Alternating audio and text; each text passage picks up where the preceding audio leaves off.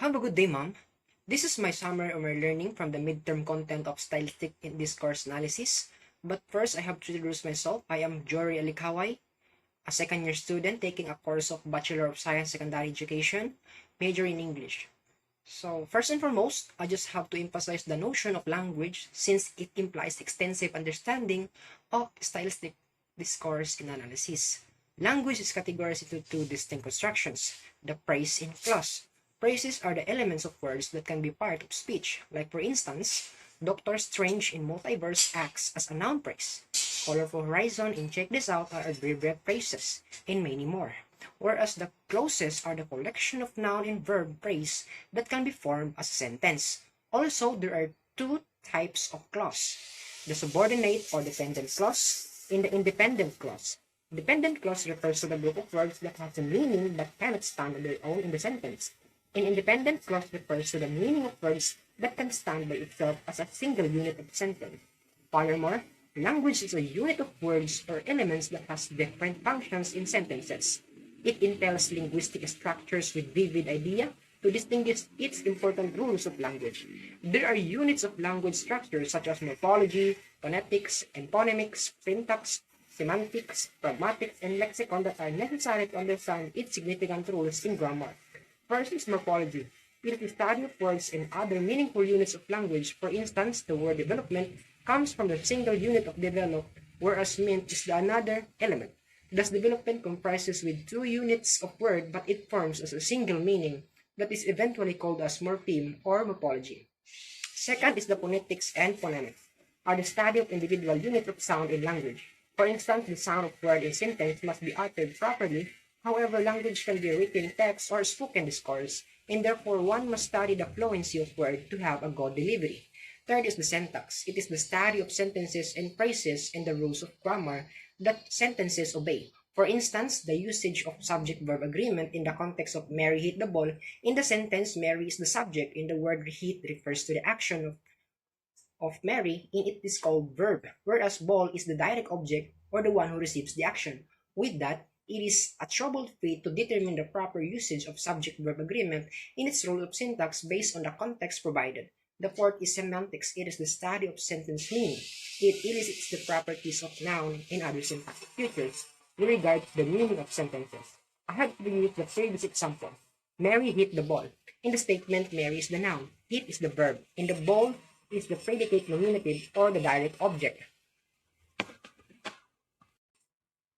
While all of these words have their own position in the sentence to achieve better understanding. The fifth one is pragmatics. It is the study of sentence meaning and context. This is one of the most practical language structure, unlike semantics only based on the sentence, meaning, and properties. But pragmatics is more on possible learning that is also a formal course of communication. For instance, there is a speaker who says, tomorrow is the final chapter of life. Instead, in formal discourse, it can be revised into a meaningful sentence like, tomorrow is the land full of typhoon. Makes sense, right? So, it's good to learn the pragmatic features in language. Last one is lexicon. It is the sum total of all words in language. It simply means a meaning of two or more words served as one single unit. For instance, the phrase brush up, back up, hang on, pick it up, hit the track, and many more units that transmit a meaning in the context are called lexicon. Moreover, language has a grammatical category, voice. So what is voice in language? Voice is the context base of the sentence that relates to the group verbal, and it can be classified as active or passive voice. When it comes to active voice, the subject is active in the sentence, and it performs the action. Whereas in the passive voice, the verb is no longer active, or the subject is the one who receives the action. In a nutshell form, considering these two sentences, the cow is eating the grass, and the second one is the grass is being eaten by the cow. The first statement is active voice, since the subject follows the verb, and the object in the second statement is passive voice, because the subject is the one who receives the action. Besides, these two categories of grammar are not effective if there is no relationship between the theme and rhyme in the sentence. Theme indicates to the given meaning, or what is already pointed, and rhyme indicates new meaning. Remember that these two terminologies are always taken in the sentence, but they have rules to be followed. Given this example, Mary fell head over heels to her. Mary is the field of the sentence, since the name of the subject is given, while her is the rhyme indicates a known or new meaning. Hence, it is easy to identify the theme in rhyme when the sentence is active voice. In the second module, I learned that linguistic analysis is any written text that can only be understood if the writer follows the pattern of syntactic features by writing formal discourse. As what I have tackled earlier, language structure is not easy to understand the rules and functions of grammar, and therefore, a writer must associate the etymology of linguistics, especially its system, to construct a better paper. Also, he has to practice such pattern to have an effective writing skill. For example, if the statement is Bean hit the ball, Bean is the subject and hit the ball is the predicate nominative, and that is a formal observation that a writer can conclude. On the other hand, there is no stylistic analysis and explanation of syntactic features involved in the example. Moreover, the same thing happened at the first part of the example. If the writer employed stylistic analysis, he may learn the importance of distinct function of the text provided.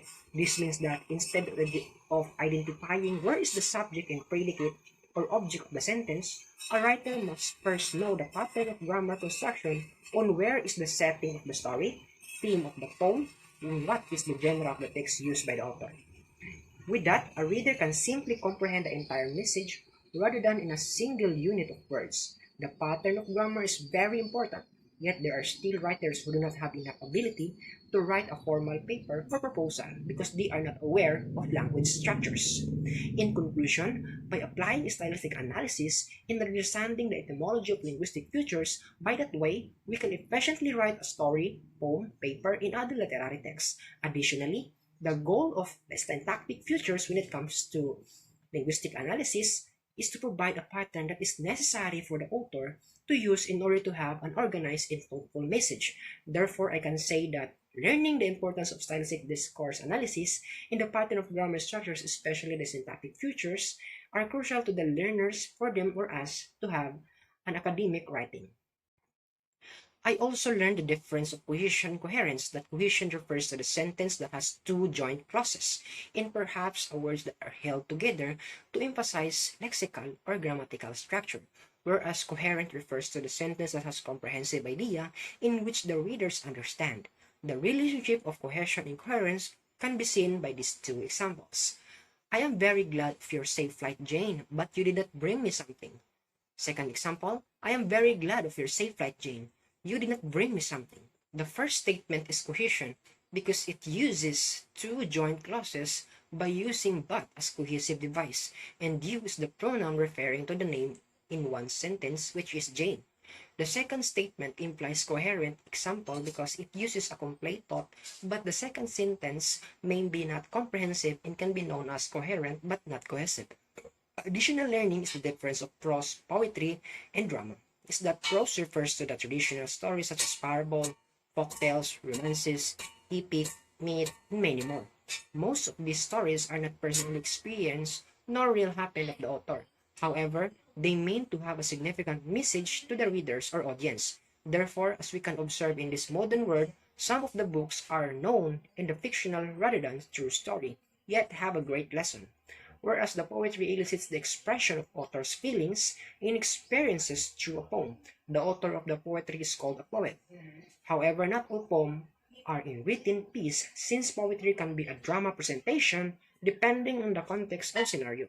Also in poetry, an author is the one who acts in the choice of rules, and he performs the emotion befitting to it, while the drama scenario is the production of a story in which dialogue is being performed. There are two sides of characters. The first one is the protagonist, and the second one is the antagonist or opponent side. In drama, the role of the antagonist is to start a conflict or disruptions to the main characters, and therefore the conflict of this event can be seen in the middle of the play. In short, drama is a form of literature that two sides oppose to each other. So those are the uniqueness of prose, fiction, poetry, and drama. Talking about their similarities, there are five elements that can be seen in them. First is the characters or the actors of the story. They play their script in a dialogue conversation and act the scene in a complex emotion depending on what the message is meant to convey. Second is the plot. It's the particular scenario in which the author employs sequential events to get into the conflict before the resolution. Third one is the setting. It is where the drama took place. For example, Socrates was murdering himself by drinking poison remedy inside the jail. The fourth one is the theme. It is the main idea of the story. Fifth is the point of view. It is the understanding of the first person who reads the entire story. He provides his insight and inferior conception with regard to the ending of the scenario. The sixth is the conflict.